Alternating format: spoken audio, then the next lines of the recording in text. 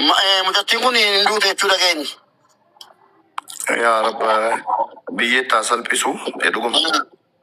Dhuguma? Dhugaan duute. Akkuma jettee nagaatti jettee viidiyoo jettee of rarraafte moo wanti beekamee jira? Akka ijoolleen deemanii adda baasanitti du'uun si mirkanaa'eera. Maaliif akka duute maaliif akka duute hin beekamu. Ishi garuu akka of balleessitadha kan dubbatamaa jiru. Maaliif dhugaan duute moo awwal? Baay'een keessanii boonii beektanii nama boonii nama tattaafattu nama carraaqqattu nama miidiyaa kanarratti baay'ee beekamtudha. Warri danuun nama arrabsaanii ture warra arrabsaa turtanii. Torban darbe keessa rafamaa turte. Warra arrabsaa turtan isiniif bal'ateera. Jireenya mataasii nama jiraattu turte mucaan kun. Nama waan kana itti himattu dhabde nama waan kana sii dhaga'u dhabde malee mucaan kun daqiiqaa lama. Itu obsiteetti ta'eeti lubbuun siin darbu sana manaanii daqiiqaa lama qofa daqiiqaa lamatu itu obsitee lubbuun siin darbu sana mana baay'ee nama gaddisiisa. Sababni du'a sii kaa beebii booda ragaa waan ba'utu jira jedhanii eegna. Wanni tilmaamnu jira amma dubbachuun hin barbaachisu. Wanni tilmaamamu jiraachuu danda'a garuu. Isheen hin jirtu amma. Obboleewwan keenya shamarranii.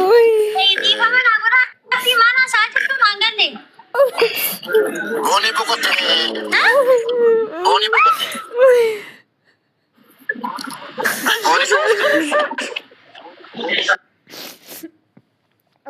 Maal jechuudha boqotte jechuun qalleedhaa jirtu masuma dhugaa jirtu. Dhugaadha. Begeeta begeesus. Tasgabbaa'ee. Boqotte hinduuti moo inni kubsate maalati ani dhugaa rabbi fooniin gaaddanyaati yommuu baari koo dandeessin ansara maal jedhama yuunne na hubachiisu yaadi maal dhuguma. Hinduute. Viivoo. Dhuguma dhugee atinatti mibannaati biyya keessa jirtan dhugee dhuguma boqotte. Begeeta begeesus. Dhuguma maachi deemaatii jirra mee daqiiqaa muraasan booda achi malee dubbiin dhugumadha garuu. Dhuguma barjeessatti. Obboleewwan keenya waan isinitti himu shamarranii waa wayii harkatti qabatanii waa wayii ilaaltanii dhabuun barbaaddanu yeroo danuu waan xixiqqoodhaaf lubbuu keessan balleessitu. Obboleettiin keenya kuni nama waan akkanatti lubbuu ishii balleessitu jedhee sakandii tokkoof hin tilmaamanii maaliif badaa jabduu turte bareedduu turte gobazii turte hin tattaafatti. Alkallaa fi irra bultee hojii danuu hojjettee jireenya isii jijjiiruudhaaf hojjetu jedheetan beekaanii caquma balleessa dhahee hin eegun ture. Shamarran baay'ee ariifattu.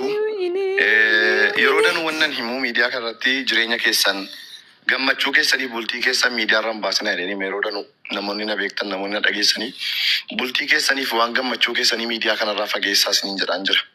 Miidiyaarraa fageessaa bultii keessan jireenya keessan gammachuu keessan. Maaliif boriftaan waan tilmaamuuf isin rakkisu ofirratti raawwattu waan ta'eef jechuudha. So obboleettii keenya egaa biyyeettaa salphisu odeeffannoo dhimma siitii wal qabatu maaliif akka tarkaanfii ulfaataaf fokkisaa akkanaa ofirratti fudhatte kan jedhu immoo ilaalla hin dhageessu hundumti keessanuu isa immoo asirratti nuti kana jedhe sana jennee dubbachuun barbaachisaa miti. Meebii wanni tilmaamamu jiraachuu danda'a. Amma garuu tilmaama dubbachuun barbaachisaa miti. Obboleettii keenya garuu kana dhaga'utti baay'een gaddee boqachuunsee yookaan lubbuudhaan of balleessuunsee mirkanaa'eera isin jechuu barbaadetanii gabaabumatti. Abdii koo kanumaaf soo ammanne wallaahi baay'ee nama gaddisiisa. Sorry maal goona du'aadhaan wal jaallachuu hiree keenya taate. Galatoomii ati ulfaan dhuftee kana ibsa kana nu kennu kenni galatoomii. Du'aadhaan wal jaallachuu hiree keenya taate yeroo namni lubbuun jiru please wal iyyaafannu uummata keenya.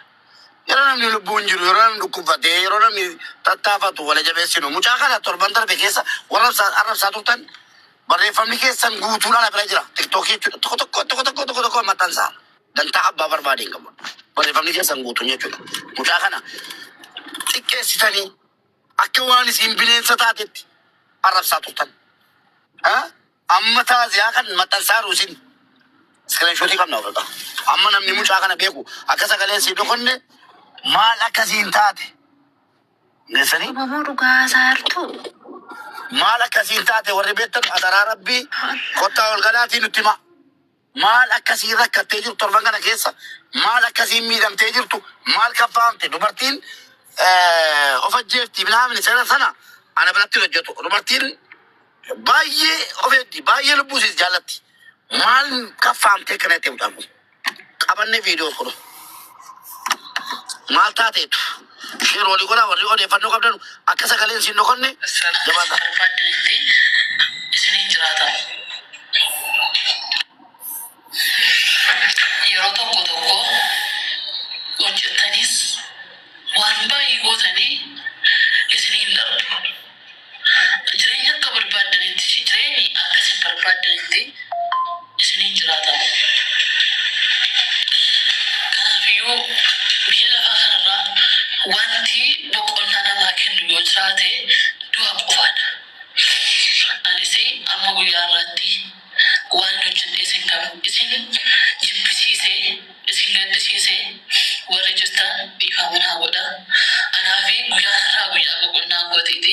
Egaa kunoo namoonni baay'een jechuudha kan jiraachuu namaa gaafa namni guddate gaafa namni jijjiiramu gaafa namni lafa kuferraa tattaafatee ol ka'ee namatti gadditanii jechuudha jiraachuu namaa akkasumas gammaduu namaatti gadditanii yeroo isheen ofan ajjeesa baqaa kana booddee jireenyi biyya lafaa kanarraa naga'ee jira jettee yeroo isheen as baate viidiyoo jettee dafikaa si eegaa jirra dafikaa karaatti si simannaa maaloo dheettanii isheen illee akka isheen ogumatti akka isheen lubbuu ishee baaftu yookiin immoo akka isheen hamilee of cabsitu kan gootan jechuudha galatooma maalumaafuu jechuudha namni gaafa lafarra jiru irratti kan waliif hin taane silaas erga du'e maal walii ta'aa miti hanga kana namni hammina walirratti yaadu ishee yaada ishee haa ibsattu rakkina ishee isheetu beeka dhiphina ishee isheetu beeka yaada ishee isheetu beeka maarratti akka dhiphatte maal akka himachuu sodaatte namni fuula namaa ilaala gaafa namni kolfu gaafa namni haasawu gaafa namni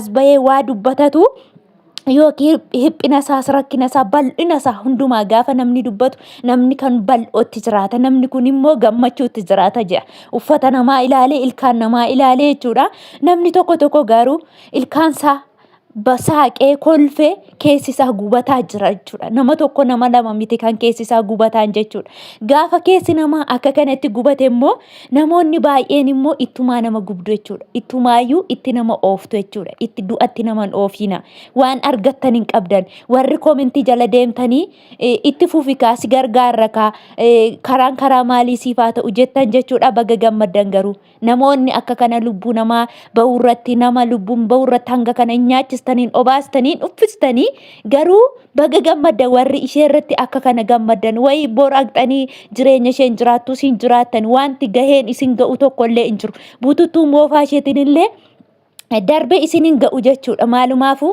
namoonni du'a namaatti akkas gammaddan namoonni jiraachuu namaatti akkas gammaddanii dhugaa dubbachuuf baga gammaddan isiniin jedha waaqayyo lubbuu isheef jannata haa kennu wanti baay'ee nama aarsu akka kanallee argeen beeku dhugaa dubbachuuf baay'ee rifadhe adaraa du'a walitti hin gammadiina yoomiyyuu taanaan namni bututtuu namaatti darbe uffatu hin jiru du'a walitti hin gammadiina adaraa isiniin jedha obboleewwan kiyya.